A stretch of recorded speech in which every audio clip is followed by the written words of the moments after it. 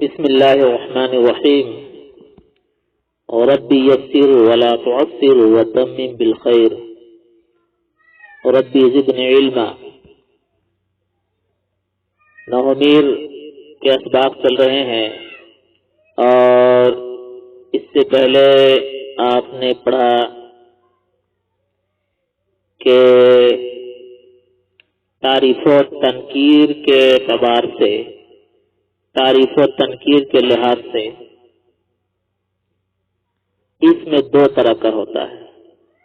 آج آپ پڑھیں گے تذکیر و تانیث. تذکیر و تانیث کے لحاظ سے بھی اس میں دو طرح کا ہوتا ہے، یعنی تذکیر و تانیث کے لحاظ سے اس میں کی دو قسمیں ہیں. تذکیر و تانیث کے لحاظ سے اس میں کی دو قسمیں ہیں، ایک مذکر اور ایک مؤنث. مذکر کی تعریف یہ ہے جس میں مؤنث کی کوئی علامت نہیں ہو، مؤنث کی کوئی پہچان نہیں ہو، اسی کو مذکر کہتے ہیں. اور مؤنث کی تعریف یہ ہے کہ جس میں مذکر کی کوئی علامت نہیں ہو، اسی کا نام مؤنث ہے. اور مؤنث کی علامتیں کتنی ہیں، آج کے سبق میں ان باتوں کا ذکر ہوگا. پھر مؤنث کو ہم کیسے پہچانیں گے کہ یہ لفظ مؤنث ہے، اور اس کی خاصیت کیا ہے، مؤنث ہونے کی اس کی وجہ کیا ہے. آج جو ہے انہی باتوں سے آج کا سبق تعلق رکھ رہا ہے. تو چلیے سب سے پہلے میں عبارت شروع کرتا ہوں، اس کے بعد تشریح کروں گا، اس کے بعد پھر عبارت کا ترجمہ، اور جہاں جہاں وضاحت کی ضرورت پڑے گی وضاحت کی جائے گی انشاءاللہ. شروع کرتا ہوں. بدا کے اس میں درد صنفت. بدا کے اس میں درد صنفت مذکر و مؤنث. مذکرات کے درو علامت تانیث نباشت چون رجل، و مؤنث آت کے درو علامت تانیث باشت چون امرات، و علامت تانیث جہارت تا چون طلحت، و الف مقصورہ چون حبلہ، و الف ممدودہ چون حمراء، و تائے مقدرہ چون ارون کہ در اصل اروتن بوداست بدلیل اریزتن، زیرا کے تصغیر اسم زیرا کے تصغیر اسمارا باصل خود برت، و ایرا مؤنث سے سمائی گویند. تو اس میں تذکیر و تانیث کے لحاظ سے اس میں کی دو قسمیں ہیں. کوئی اگر آپ سے پوچھے مذکر اور مؤنث اس میں کی قسم ہے، چلیے مانتا ہوں کس لحاظ سے ہے، تو آپ کہیں گے تذکیر و تانیث کے لحاظ سے ہے. تذکیر و تانیث کے لحاظ سے تھوڑی سی تشریح کرتا ہوں میں تاکہ آپ کو سبق بآسانی سمجھ میں آ جائے. اب اس میں کی ایک اور تقسیم کی جاتی ہے، یعنی اس میں جو ہے اس میں کو ایک اور طرف سے بانٹا جا رہا ہے. جیسے آپ دیکھ رہے ہیں اگر آخر میں الف مقصورہ ہو یا تائے ملفوظہ ہو، الف ممدودہ ہو، تو یہ سب مؤنث کی علامتیں ہیں. جیسے حبلہ، حبلہ، حبلہ پر جو آخر میں ہے اسے الف مقصورہ کہتے ہیں، الف مقصورہ کہتے ہیں. اور الف مقصورہ یہ مؤنث کی علامت ہے، مؤنث کی پہچان ہے. اور حبلہ حاملہ عورت کو کہتے ہیں. اس کے آخر میں آپ دیکھ رہے ہیں کہ الف مقصورہ ہے. حبلہ کے آخر میں الف مقصورہ ہے.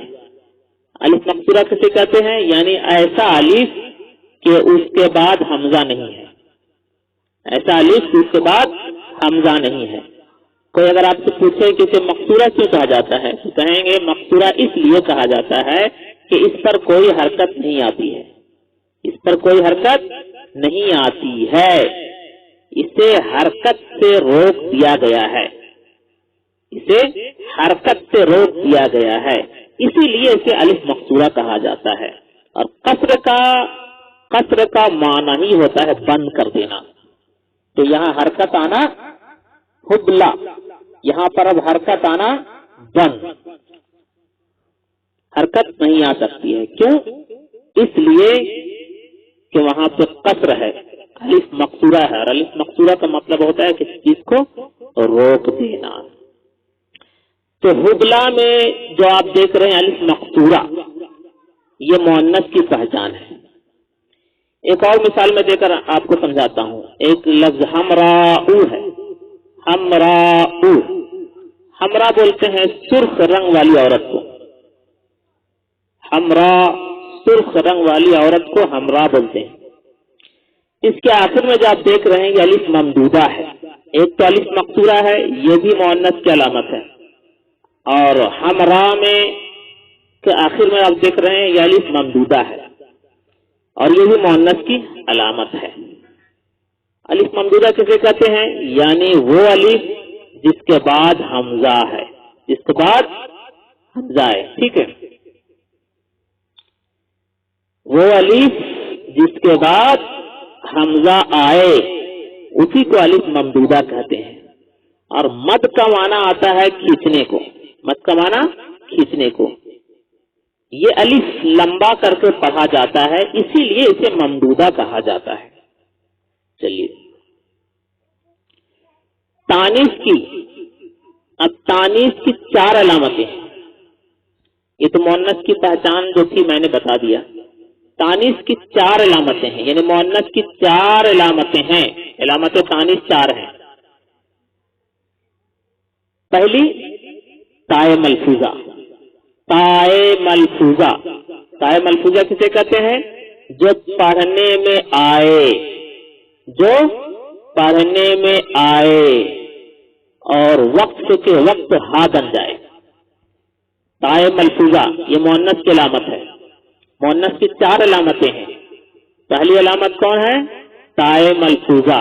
تائے ملفوظہ کسے کہتے ہیں؟ جو پڑھنے میں آئے اور وقت کے وقت ہا بن جائے، اسے تائے ملفوظہ کہتے ہیں۔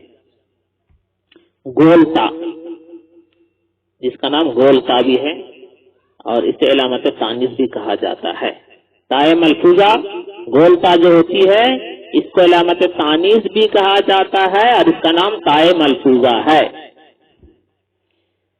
دوسری علامت علامت تانیث کی تائے مقدرہ ہے، علامت تانیث کی تائے مقدرہ ہے۔ تیسری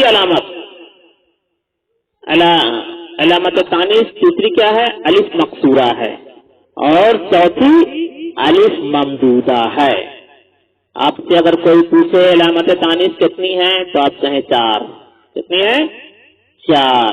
ایک ہے تائے ملفوظہ، دوسری ہے تائے مقدرہ، تیسری ہے الف مقصورہ، چوتھی ہے الف ممدودہ۔ چوتھی علامت الف ممدودہ۔ یہ مؤنث کی 4 علامت ہیں، ابھی میں سمجھاؤں گا۔ ہمارے سامنے چند اسم ہیں، ابھی جو عبارت میں آپ دیکھیں گے ہمارے سامنے چند اسم ہیں، بعض وہ ہیں جن میں علامت تانیث موجود ہے۔ میں مثال دے کر آپ کو سمجھا رہا ہوں۔ ہمارے پاس ابھی چند اسم ہیں، بعض وہ ہیں جن میں علامت تانیث ہے، یعنی تانیث کی علامت اس میں ہے، تانیث کی پہچان ہے، اس میں موجود ہے۔ پہلا اسم آپ دیکھ رہے ہیں طلحتو، طلحتو میں تا جو ہے یہ تائے ملفوظہ ہے، تائے ملفوظہ ہے۔ اور دوسرا اسم جس میں علامت تانیث موجود ہے ارزن، ارزن اس میں تائے مقدرہ ہے۔ اب ارزن ایک لفظ ہے، ارض کا معنی زمین آتا ہے۔ چلیے طلحتو، طلحتو میں تو تا ظاہر ہے، علامت تانیث سامنے ہے، میں دیکھ رہا ہوں، لیکن ارضن کا معنی زمین آتا ہے، اس میں ہم کیسے پہچانیں گے کہ یہ لفظ جو ہے مؤنث کا ہے؟ تو میں نے پہلے ہی بتا دیا علامت تانیث 4 ہیں، اس میں سے ایک تائے مقدرہ بھی ہے اور اس میں تائے مقدرہ ہے۔ تو اب سوال یہ بھی ہوتا ہے کہ ہم کیسے اس میں جانیں کہ تائے مقدرہ ہے؟ اس میں تائے مقدرہ ہے، کیسے ہم سمجھیں، کیسے ہم معلوم کریں؟ تو جواب ملے گا کہ یہ اصل میں عارضتن ہے، یہ اصل میں عارضتن ہے، ارضن اصل میں عارضتن ہے۔ اب یہاں پھر ایک سوال ہوتا ہے کہ ہم یہ ارضن ہے، چلیے یہ اصل میں عارضتن ہے، تو ہم کیسے سمجھیں کہ یہ ارضن جو ہے اصل میں عارضتن ہے؟ تو اس کا جواب یہ ہے کہ جس اسم کو مؤنث سمجھنا ہو، جس اسم کو سمجھنا ہو کہ یہ مذکر ہے کہ مؤنث ہے، تو اس کی تصغیر سے آپ سمجھیں، اس کی تصغیر سے سمجھیں۔ تو اس کی تصغیر آتی ہے اورائزتن، اس کی تصغیر اورائزتن آتی ہے، تو اس کی تصغیر بتا رہی ہے کہ یہ لفظ مؤنث کا ہے۔ یعنی کہنے کا مطلب یہ ہے کہ جس لفظ کو آپ کو سمجھنا ہو کہ یہ مؤنث کا لفظ ہے، تو اگر سمجھ میں نہیں آ رہا ہے، بظاہر دیکھنے میں نہیں آ رہا ہے کہ یہ مؤنث ہے کہ مذکر ہے، تو اس کی تصغیر کی طرف نظر کریں، اس کی تصغیر کی طرف نظر کریں، اس کی تصغیر میں اس کی تصغیر جو ہے بتائے گی کہ یہ لفظ مؤنث کا ہے یا مذکر کا ہے۔ بہرحال ارضن کی تصغیر بتا رہی ہے کہ یہ لفظ مؤنث کی ہے، کیوں؟ اس لیے کہ اس کی تصغیر اورائزتن ہے، اس کی تصغیر مؤنث ہے، تو جب اس کی تصغیر مؤنث ہے تو یہ لفظ بھی مؤنث ہے۔ ٹھیک ہے، تو اس میں تا جو ہے، اس میں تا جو پوشیدہ ہے اسے تائے مقدرہ کہتے ہیں، اس میں تا جو پوشیدہ ہے اسے تائے مقدرہ کہتے ہیں۔ اصل میں کیا تھا؟ ارضن، لفظ کیا تھا؟ ارضتن تھا، ارضتن ہے۔ تیسرا اس میں جو ہے، تیسری علامت جو مؤنث کی ہے وہ حبلہ ہے، جو میں نے پہلے ہی بتلایا، حبلہ، اس میں الف مقصورہ ہے، یہ مؤنث کی علامت ہے۔ چوتھا اس میں جو ہے، اس میں مؤنث کی علامت یہ حمراء، اس میں الف ممدودہ ہے، اس میں الف ممدودہ ہے۔ اب مذکر اور مؤنث کی تعریف سن لیں آپ۔ مذکر وہ اس میں ہے، مذکر وہ اس میں ہے جس میں تانیث کی کوئی علامت موجود نہ ہو۔ کوئی آپ سے پوچھے کہ مذکر کی تعریف آپ کریں تو آپ کہیں گے کہ مذکر وہ اس میں ہے جس میں تانیث کی کوئی علامت موجود نہیں ہو، یعنی جس میں مؤنث ہونے کی کوئی پہچان نہیں ہو، مؤنث کی کوئی وجود اس میں نہیں ہو، اسی کو مذکر کہتے ہیں۔ مؤنث کی تعریف، مؤنث وہ اس میں ہے جس میں تانیث کی کوئی علامت موجود ہو، جس میں تانیث کی کوئی علامت موجود ہو، یعنی مؤنث اسے کہتے ہیں جس میں تانیث کی علامت ہو، تانیث کی پہچان ہو، اسی کا نام کیا ہے؟ مؤنث ہے۔ جس اسم میں تا مقدرہ ہو، ایک بات سامنے آ رہی ہے کہ جس اسم میں تا مقدرہ ہو اسے مؤنث سماعی اور مؤنث معنوی بھی کہتے ہیں۔ اگر کوئی آپ سے پوچھے کہ مؤنث سماعی اور مؤنث معنوی کسے کہتے ہیں تو آپ فوراً کہیں گے کہ جس اسم میں تا مقدرہ ہو اسے مؤنث سماعی بھی کہتے ہیں اور مؤنث معنوی بھی کہتے ہیں۔ اب کسی اسم میں تا کا مقدر ہونا، اب ہم کیسے سمجھیں گے کہ اس اسم میں تا مقدر ہے؟ اس اسم میں تا مقدر ہے، تا چھپی ہوئی ہے، تا پوشیدہ ہے، تو اس کے سمجھنے کے لیے ہم کئی طرح سے معلوم کر سکتے ہیں، یعنی کسی اسم میں تا کا مقدر ہونا کئی طرح معلوم ہو سکتا ہے۔ ٹھیک ہے، پہلا، اگر کسی اسم میں تا مقدر ہے تو اس کو معلوم کرنے کے لیے پہلا راستہ یہ ہے، پہلا طریقہ یہ ہے، کیا ہے؟ تصغیر۔ پہلی چیز کیا ہوتی ہے؟ تصغیر۔ تصغیر بتاتی ہے کہ یہ لفظ مؤنث کا ہے. ابھی جو میں نے پہلے بتایا تصغیر، کیونکہ تصغیر اسم کے تمام حروف کو ظاہر کر دیتی ہے. یعنی میرے کہنے کا مطلب یہ ہے کہ کسی اسم میں تا کا مقدر ہونا، تا وہاں پوشیدہ ہے، تا وہاں چھپی ہوئی ہے، تو ہم کیسے سمجھیں گے کہ اس لفظ میں تا پوشیدہ ہے؟ تو اس کے سمجھنے کے لیے 4 طریقے ہیں. پہلا طریقہ میں بتا رہا ہوں، کسی اسم میں تا کا مقدر ہونا کئی طرح معلوم ہو سکتا ہے. پہلا طریقہ آپ دیکھیں، تصغیر. تصغیر اگر ہے تو تصغیر بتائے گی کہ یہ لفظ کیا ہے. تصغیر، کیونکہ تصغیر اسم کے تمام حروف کو ظاہر کر دیتی ہے. تصغیر جو ہوتی ہے، تصغیر پہ جب نظر پڑے گی، اگر اصل لفظ پر نظر پڑ رہی ہے، اس میں سمجھ میں نہیں آ رہا ہے کہ یہ مذکر ہے یا مؤنث ہے، تو اس کے تصغیر کو آپ دیکھیں، تصغیر بتائے گی کہ یہ لفظ مؤنث ہے یا مذکر کا ہے. وہی کہنے کا مطلب ہے. تو پہلا طریقہ یہ ہے کہ لفظ کو پہچاننے کے لیے، اور اسم میں اگر تا مقدر ہے، تا اگر مقدر ہے تب تصغیر پر نظر کریں گے. تصغیر، کیونکہ تصغیر اسم کے تمام حروف کو ظاہر کر دیتی ہے. جیسے ارغن، ارغن یہاں پر تا مقدر ہے، یہاں پر تا مقدر ہے. کیوں؟ اس لیے یہاں پر تا مقدر مانی جا رہی ہے، اس لیے کہ اس کی تصغیر اوریزتن ہے، اور یہ اوریزتن بتا رہی ہے کہ یہاں پر تا مقدر ہے. تا مقدر ہونے کی ایک اور پہچان. دوسری پہچان کیا ہے؟ کسی اسم کی طرف کلام عرب میں مؤنث کی ضمیر راجع کی گئی ہو. کسی اسم کی طرف کلام عرب میں مؤنث کی ضمیر راجع کی گئی ہو، یعنی اس اسم کی طرف مؤنث کی ضمیر لائی گئی ہو، لوٹائی گئی ہو یا لوٹنے والی ہو. جیسے آپ دیکھیں مثال، جیسے النار یعرضون، النار یعرضون علیہا. تو النار یہاں پر تا مقدرہ ہے، یہاں پر تا مقدر ہے، تا مقدرہ یہاں پر ہے. کیسے ہم سمجھیں گے کہ یہاں پر ہے؟ تو النار یعرضون علیہا، اس کا معنی کیا ہوا؟ فرعونی آگ پر پیش کیے جاتے ہیں. تو اس میں النار مؤنث سمائی ہے، النار اس میں مؤنث سمائی ہے. ہم کیسے سمجھ رہے ہیں کہ یہ مؤنث سمائی ہے؟ اگر مؤنث سمائی ہے جس میں تا مقدرہ ہے، تا مقدرہ ہے، اس کی طرف علیہا میں ضمیر مؤنث راجع کی گئی ہے.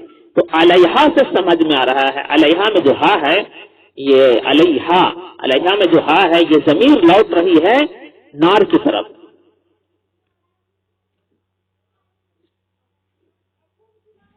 تو یہ ہا جو ہے نار کی طرف لوٹ رہی ہے، تو یہاں سمجھ میں آ رہا ہے کہ یہاں پر تا مقدرہ ہے اور یہ مؤنث سمائی ہے.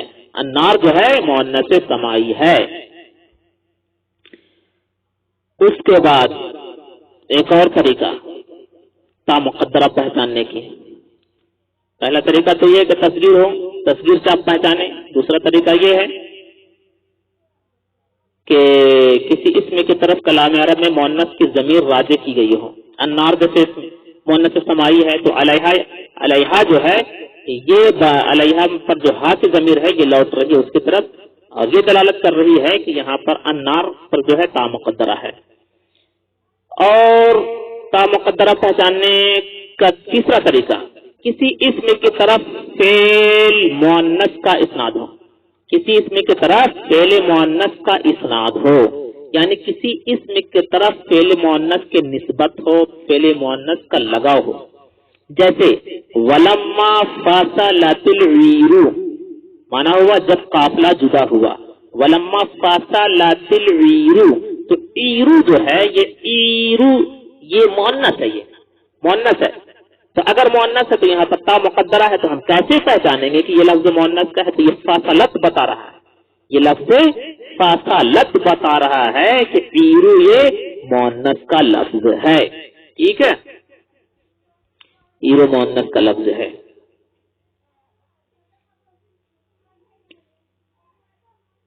ایرو مؤنث کا لفظ ہے. اور ایک سوال اور یہ ہوتا ہے کہ ابھی جیسے النار میں مؤنث کی کوئی علامت نہیں ہے، النار میں مؤنث کی کوئی علامت نہیں ہے، عیر میں مؤنث کی کوئی علامت نہیں ہے. تبھی میں نے بتایا نا کہ کسی اسم میں اگر تا مقدر ہے تو اس کو پہچاننے کے 4 طریقے ہیں. خصوصاً پہلا طریقہ اس کی تصغیر کو آپ دیکھیں، تصغیر سے سمجھ میں آ جائے گا کہ یہ لفظ مؤنث کا ہے یا مذکر کا ہے، اس میں تا مقدر ہے کہ نہیں ہے، تصغیر بتائے گی.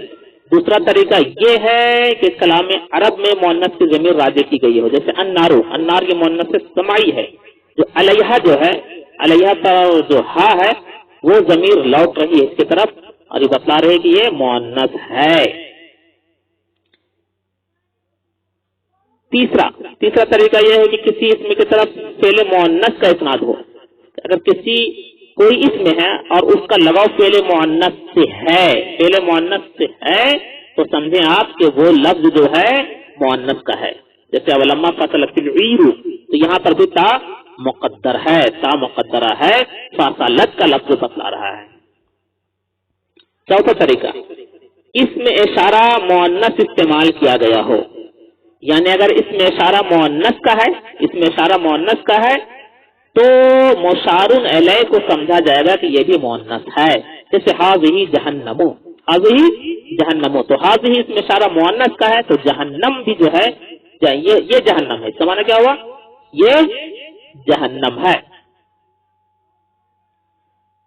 حاذہ جہنم، یہ جہنم ہے. تو حاذہ بتا رہا ہے کہ یہ لفظ جہنم جو ہے یہ مؤنث ہے اور یہاں تا مقدرہ ہے، تا یہاں پر مقدر ہے، چھپی ہوئی ہے. ٹھیک ہے، چلیے ایک اور طریقہ ہے، 5واں طریقہ تا مقدرہ پہچاننے کی.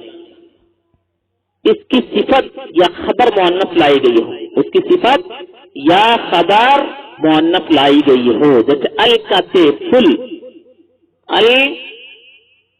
الکتفل مسویہ، تو الکتف یہ مؤنث کا لفظ ہے، یہ مؤنث کا لفظ ہے. کیسے پہچان میں آ رہا ہے؟ مؤنث کا لفظ یہ ہے، مسویہ بتا رہا ہے، لفظ مسویہ بتا رہا ہے کہ یہ مؤنث کا لفظ ہے.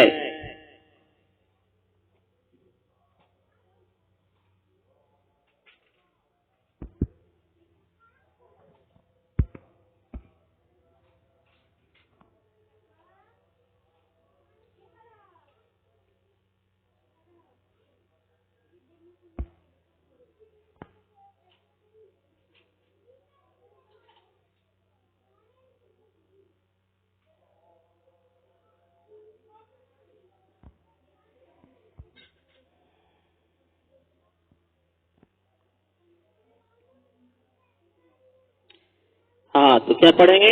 بڑی شین سے پڑھیں آپ. جیسے 5واں طریقہ یہ ہے کہ اس کی صفت یا خبر مؤنث لائی گئی ہو. جیسے الکتف المشویہ، الکتف المشویہ، تو الکتف کا معنی مونڈھا آتا ہے، تو اس کے مؤنث، اس لفظ کو مؤنث ہونے کا جو دال ہے، جو لفظ بتلا رہا ہے وہ مشویہ ہے کہ یہ لفظ مؤنث کا ہے. ایک سوال ہوتا ہے کہ ہیا اور حاذہ یہ مؤنث ہیں، حالانکہ ان میں مؤنث کی کوئی علامت نہیں ہے. تو اس کا جواب یہ ہے کہ اس جگہ مذکر اور مؤنث اسم متمکن کی قسمیں بیان کی گئی ہیں، اور آپ جو سوال کر رہے ہیں یہ مثالیں غیر متمکن کی ہیں، مثالیں حیا اور حاذہ غیر متمکن کی ہیں. اور یہاں اس متمکن کے بارے بات چل رہی ہے. مؤنث معنوی 2 طرح ہوتا ہے، ایک جس میں عرب ہمیشہ تا مقدرہ کا اعتبار کرتے ہیں. مؤنث معنوی کی 2 قسمیں ہیں، یعنی 2 طرح کی مؤنث معنوی ہوتی ہے. ایک جس میں عرب ہمیشہ تا مقدرہ کا اعتبار کرتے ہیں کہ یہاں تا مقدرہ پوشیدہ ہے. اس کی مثال گزر چکی ہے، اس کی مثالیں گزر چکی ہیں. دوسری قسم کیا ہے مؤنث معنوی کی؟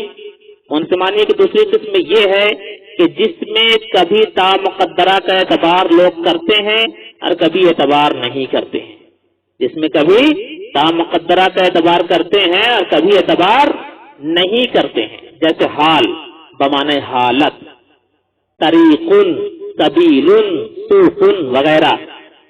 یہ اسماء مذکر اور مؤنث دونوں طرح استعمال کیے جاتے ہیں. یہ سب اسماء جو ہیں مذکر بھی کبھی استعمال ہوتے ہیں اور کبھی مؤنث بھی استعمال کیے جاتے ہیں. چلیے اب میں سمجھاتا ہوں عبارت.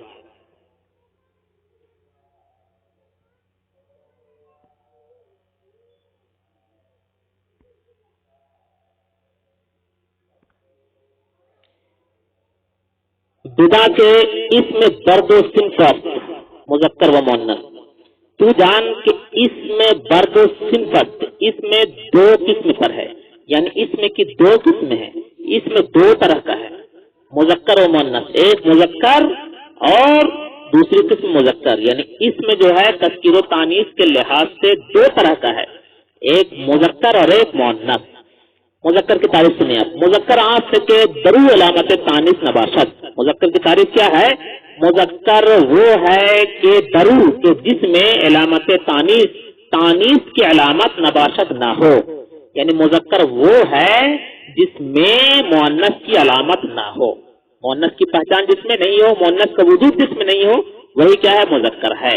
کیوں؟ جیسے راجولون، راجولون کا معنی مرد، اس میں کوئی مذکر کی پہچان نہیں ہے. یہ مؤنث کا اس میں کوئی وجود نہیں ہے، مؤنث کی کوئی پہچان، مؤنث کی کوئی علامت نہیں ہے. ہاں تو مذکر وہ ہے کہ جس میں علامت تانیث نہ ہو. کیوں؟ جیسے رجل، اس میں مؤنث کی کوئی علامت نہیں ہے. مؤنث کی تعریف کیا ہے؟ وہ مؤنث آنکھ کے درو علامت تانیث باشد، اور مؤنث وہ ہے کہ جس میں علامت تانیث ہو. مؤنث کی تعریف کیا ہے؟ مؤنث وہ ہے کہ جس میں مؤنث کی پہچان ہو، مؤنث کی پہچان ہو، مؤنث کی علامت ہو. مؤنث وہ ہے کہ درو کہ جس میں علامت تانیث باشد، جس میں علامت تانیث ہو. کیوں؟ جیسے امرأتن، علامت تانیث ہے، تا دیکھ رہے ہیں آپ، تا یہ علامت تانیث ہے، بولتا جو ہے. اب کہہ رہے ہیں علامت تانیث طہارت اور علامت تانیث 4 ہے، جو بھی میں نے بتایا، علامت تانیث 4 ہیں. تا، پہلے کیا ہے؟ تا. مثال دیکھیں، چوں جیسے طلحتو، جیسے طلحتو میں تا ہے نا، اس کو تا ملفوظہ بھی کہا جاتا ہے. اور دوسری علامت کیا ہے؟ الف مقصورہ و الف مقصورہ اور الف مقصورہ. کیوں؟ جیسے حبلہ. تیسری علامت الف ممدودہ، تیسری علامت الف ممدودہ ہے. کیوں؟ جیسے امراؤ.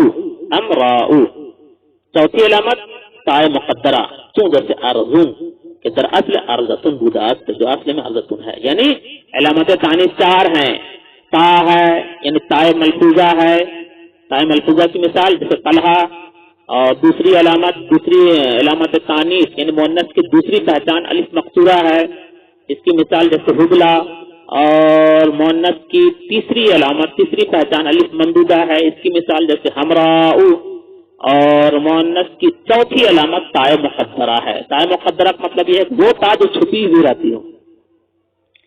کیوں؟ جیسے ارون، اس میں تا مقدر ہے، پوشیدہ ہے. ارون کیا تھا کہ در اصل میں ارزتن بودات، اصل میں ارزتن تھا. کیسے مان رہے ہیں آپ کہ ارزتن تھا؟ بدلیل اوریزتن کی دلیل سے. یعنی یہ اوریزتن جو لفظ ہے، تصغیر جو ہے، یہ بتلا رہا ہے کہ یہ اصل میں ارزتن تھا، اصل میں ارزتن تھا. یہ ارزن جو ہے یہ اوریزتن بتلا رہا ہے کہ یہ اصل میں ارزتن تھا. کیسے آپ سمجھیں گے؟ اس لیے کہ جس اسم کو آپ دیکھ رہے ہیں وہ سمجھ میں اگر نہیں آ رہا ہے کہ مذکر ایک مؤنث ہے تو اس کی تصغیر کی طرف آپ جائیں، وہ تصغیر بتائے گی کہ یہ لفظ مؤنث کا ہے یا مذکر کا ہے.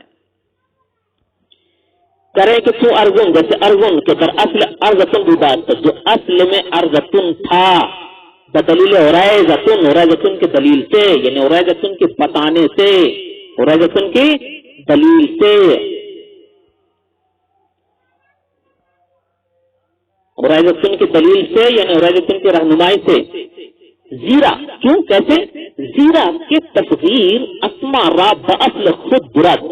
زیرا کے اس لیے کہ، زیرا کے مطلب اس لیے کہ تصغیر کے معنی چھوٹا ہوتا ہے، یعنی ارضتن کے معنی زمین، اور اس کا چھوٹا کا معنی اگر لائیں گے آپ تھوڑی زمین تو عرائزتن آئے گا. تو عرائزتن تصغیر ہے، یہ عرائزتن تصغیر ہے.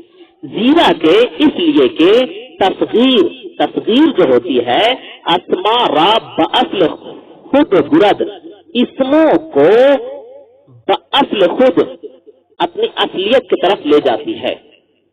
کہہ رہے ہیں کہ زیرا کے تصغیر اسما را باصل خود برد، اس لیے کہ تصغیر اسما کو اپنی اصلیت کی طرف لے جاتی ہے. یعنی تصغیر جو ہوتی ہے اسموں کو اپنی اس کی اصلیت کی طرف لے جاتی ہے کہ یہ اصل میں یہ لفظ کیا تھا. اس لیے کہ تصغیر اسما کو اپنی اصلیت کی طرف لے جاتی ہے. وَإِرَا مؤنث سمائی گویند، اور اس کو مؤنث سمائی کہتے ہیں. اس کو یعنی جہاں تا مقدرہ ہو مؤنث سمائی کہتے ہیں یا مؤنث مانوی کہتے ہیں. جہاں تا مقدرہ ہو تو اس کو مؤنث سمائی بھی کہیں گے اور مؤنث مانوی بھی کہیں گے. بات سمجھ میں آ گئی؟